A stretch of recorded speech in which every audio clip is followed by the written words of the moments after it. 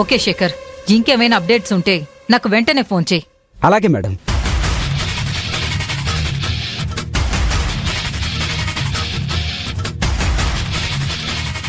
కనిష్క, నేను ఆ అభిని చాలా తక్కువ అంచనా వేశాను. పిల్ల పిచ్చి లాంటిది అనుకున్నాను. కొత్తగా వచ్చే రెక్కలతో తెగ ఎగరడానికి తాపత్రయపడుతుందనుకున్నాను. కాదు, ఆ కొత్తగా వచ్చిన రెక్కల్లో చాలా బలం ఉందని ఇప్పుడే అర్థమవుతుంది.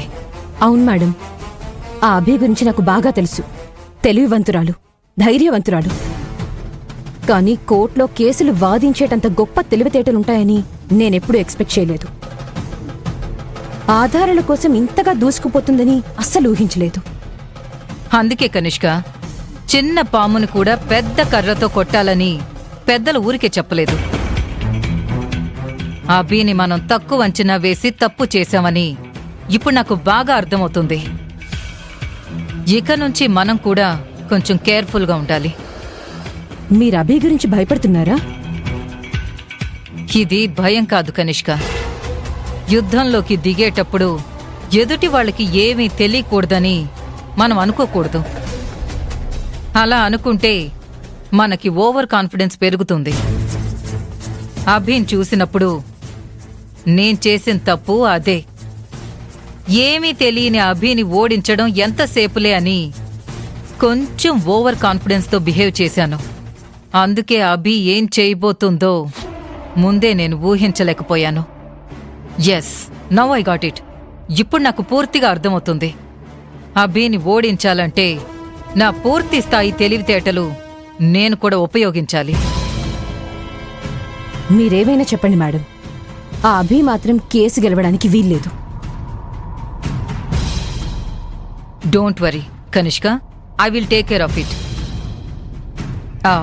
కానీ నాకు అభి సంపాదించిన పెన్ డ్రైవ్ కావాలి. అది ఎట్టి పరిస్థితుల్లోనూ ఆ పెన్ డ్రైవ్ని అభి కోర్టులో ప్రొడ్యూస్ చేయడానికి వీల్లేదు. దాని గురించి నాకు వదిలేయండి మేడం, నేను చూసుకుంటాను. దాన్ని ఎలాగైనా సంపాదించి ఈ రాత్రికే మీ చేతిలో పెట్టే బాధ్యత నాది. ఓకే.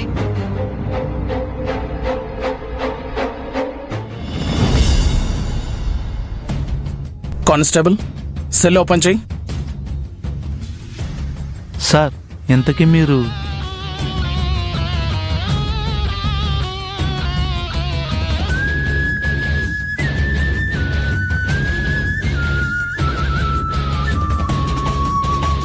నేను బిహెచ్ఎల్ పరిధి సిఐని. ఒకసారి వాళ్ళ సెల్ ఓపెన్ చేయి. సార్, ఏమనుకోవద్దు, మా అశయ్ గారు లేకుండా ఆయన లేని సమయంలో మీరు ఓపెన్ చేయకూడదు సార్. రూల్స్ నాకు తెలియవా? నేను ఈ సర్కిల్ ఆఫీసర్ కాకపోతే నాకు రెస్పెక్ట్ ఇవ్వరా? అంటే సార్, అది నేనేం వాళ్ళని రిలీజ్ చేయమనలేదయ్యా, జస్ట్ సెల్ ఓపెన్ చేయమంటున్నాను. ఓపెన్ చేయి. సరే సార్.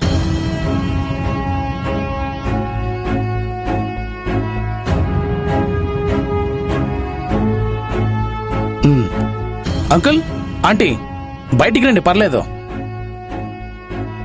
రండి.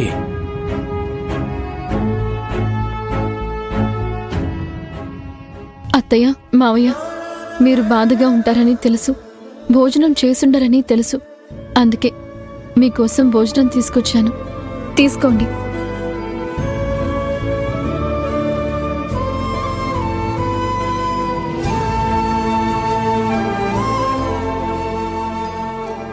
మీరు ఏ తప్పు చేయలేదు. బాధపడాల్సిన అవసరం అస్సలే లేదు.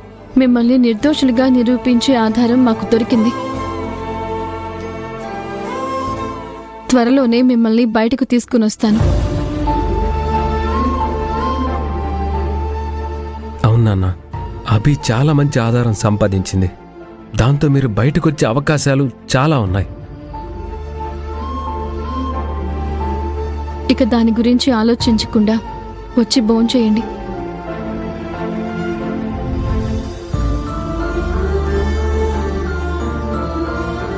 అభి మీ మీద చూపిస్తున్న ప్రేమని అర్థం చేసుకోమ్మా. కన్న బిడ్డలమైన మేము కూడా చేయలేని సాహసాలు అభి చేస్తుంది. మిమ్మల్ని బయటికి ఎలా తీసుకురావాలా అని 1,00,000 దారులు వెతుకుతుంది.